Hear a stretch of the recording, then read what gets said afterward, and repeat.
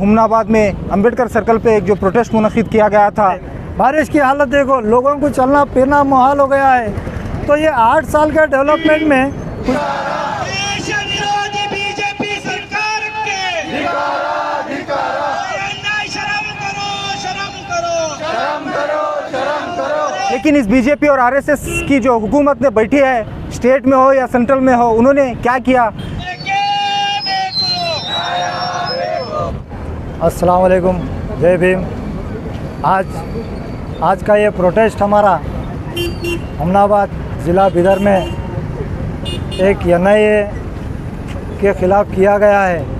हमारे national leader रियाज फरंगी पेटे बोल के उनके घर पे सुबह 6:30 बजे एक रेड होती है। तो ये एनआईए, हम ये कहना चाहते हैं कि इन एजेंसियों को, इन ताकतों को, जो बीजेपी सरकार आने के बाद से 2014 के बाद से खाली एक ही काम बचा है इन एजेंसियों को, क्या करना बोले तो इनको जो है कहाँ सरकार गिराना है, कहाँ जो है हमारे ख़िलाफ़ कौन आवाज़ उठा रहा है, इनको दबाना है। और जैसे ही आप मिसाल के तौर पे महाराष्ट्र की गवर्नमेंट हाल ही में जो है उसको गिराने में इन्हीं का हाथ है। बीजेपी सरकार बन गई अलायंस में, तो उसमें कितना पैसा खर्चा आया, क्या उस पर जो है इन्वेस्टिगेशन करी है नहीं है? अब हाल ही में बेंगलोर में इस बारिश में बेंगलोर का हालत देखो, एक हिंदुस्तान का बड़ा आईटी सेक्टर अब माना जाता है हमारा बेंगलोर, उसकी हालत क्या हो गई, खंडर हो गया है। बारिश की हालत देखो, लोगों को चलना फिरना मुहाल हो गया है। तो ये 8 साल के डेवलपमेंट में कुछ भी नहीं है।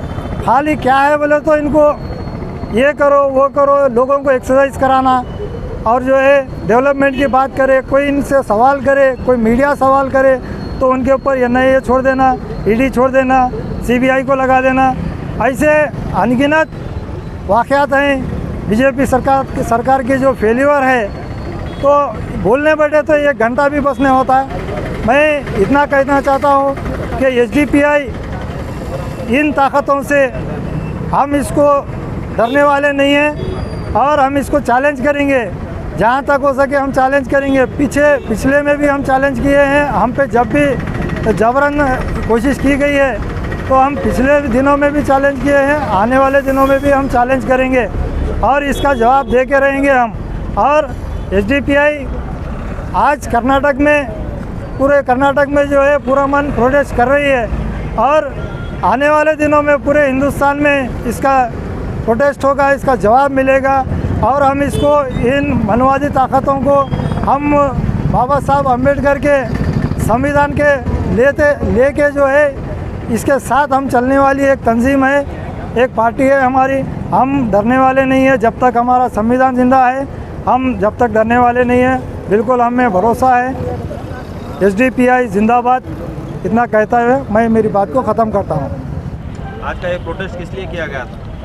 अस्सलाम वालेकुम।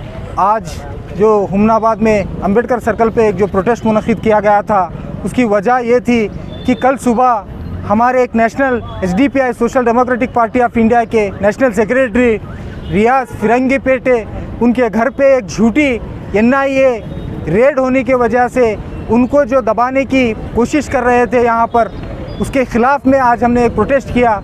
क्योंकि इस देश में एनआईए, ईडी और सीबीआई का काम सिर्फ ये रह चुका है कि उस देश में जो बीजेपी और आरएसएस के ख़िलाफ़ आवाज़ उठाते हैं उनको दबाने के लिए इस देश में एनआईए और ईडी और सीबीआई का एजेंसीज़ का इस्तेमाल, गलत इस्तेमाल कर रही है। आरएसएस अपना खिलौना बनाकर इस देश में इस्तेमाल कर रही है। लेकिन मैं आज इस प्रोटेस्ट के ज़रिए बताना चाहता हूँ कि आपकी एनआईए और ईडी और सीबीआई से हम ये हक़ और इंसाफ का रास्ता छोड़ने वाले नहीं, और हम आने वाले दिनों में भी ऐसे इंसाफ के लिए, इस देश के डेमोक्रेटिक को और जो सेकुलरिज्म को बचाने के लिए जो भी प्रोटेस्ट करना हो, आवाज़ उठाना हो, हम बिल्कुल उठाते रहेंगे इंशाल्लाह।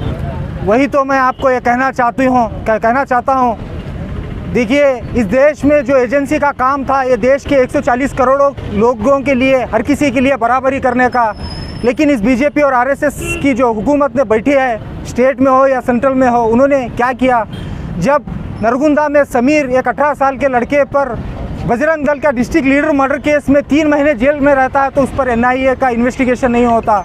उसी तरह से अरबाज नामी एक बेलगाम में जिसको एक आरएसएस के लीडरों ने मर्डर किया, जब एनआईए इन्वेस्टिगेशन नहीं होता, लेकिन जब शिवमोगा में हर्षा का मर्डर होता है तो उसमें एनआईए इन्वेस्टिगेशन होती है, उसमें बेकसूर कई लोगों को उसमें अरेस्ट किया जाता है। उसी तरह से मंगलूर में आपने देखा कुछ दिन पहले एक मसूद नाम के लड़के का एक मर्डर होता है, उसमें एनआईए इन्वेस्टिगेशन नहीं होता, लेकिन जब प्रवीण नट्टार का जब मर्डर होता है तो उसमें एनआईए इन्वेस्टिगेशन होता है। कई मुस्लिम ऑर्गेनाइजेशन और पॉलिटिकल पार्टीज़ के लीडरों के ऊपर एनआईए और ईडी की रेड होती है, लेकिन जब फाजिल का मर्डर होता है तो उनमें कोई कॉम्पोजिशन हो या और उन पर कोई एनआईए इंक्वायरी हो नहीं होता। ये दोहरी पॉलिसी खेल रही है बीजेपी और आरएसएस। मैं आपको कहना चाहता हूँ उसी तरह से इस स्टेट में अपोजिशन जो नाम की रह चुकी है कांग्रेस, वो भी फेल हो चुकी है, क्योंकि जब हमने इसी देश के इसी राज्य के 75 साल से इस देश के मुस्लिम और दलित लोगों ने वोट देकर इस कांग्रेस को पाल पोस कर बड़ा किया, आज इन नौजवानों के मर्डर केस में एनआईए इन्वेस्टिगेशन की डिमांड तक नहीं करती। एक दलित मंगलूर में दिनेश कार्नाड नाम के एक आदमी का मर्डर होता है जिसमें भी बजरंग दल के आदमी का हाथ होता है, वो भी जेल में होता है, लेकिन ये कांग्रेस आवाज़ नहीं उठाती।